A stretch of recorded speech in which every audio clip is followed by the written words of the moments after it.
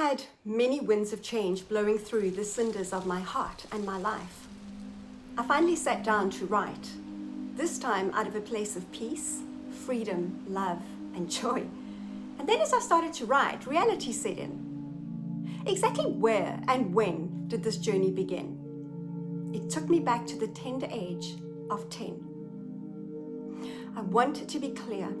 This story is not to highlight the difficult journey I've been through, but rather it's from a place of redemption, of healing, and of restoration. And yes, I will talk about some things, but my purpose is to focus on the rescue, the redemptive, and the loving nature of God.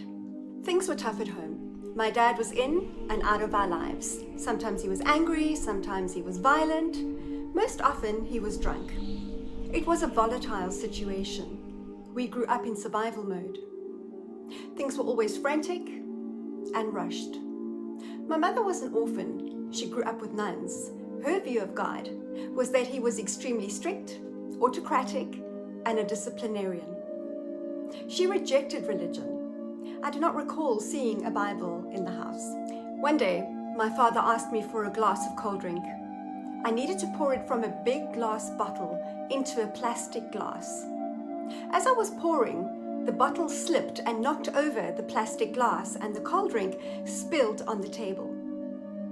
I tried to quickly fix it, wipe it up, but when he saw what happened, he went into a rage, and he threw the plastic glass at me. It must have been a forceful throw because it cut my forehead open and blood began to run down my face. I needed stitches. My mother came rushing in and put something on the cut. She wanted to take me to the hospital.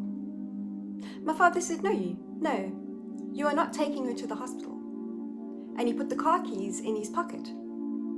My mother pleaded with him, but he said this, Shirley can die for all I care. My mother grabbed me and took me to the neighbors next door. She was hysterical. They took me to the hospital where I got several stitches across my forehead. Because of that, I walked with a bandage around my head for a couple of weeks. I remember being so afraid and anxious, waiting for the next explosion and needing to run and hide again and again. My mother kept me out of school for a while. I think she was afraid that the welfare would be called in and the children taken away from her. My dad left soon after that, this time for about 3 years.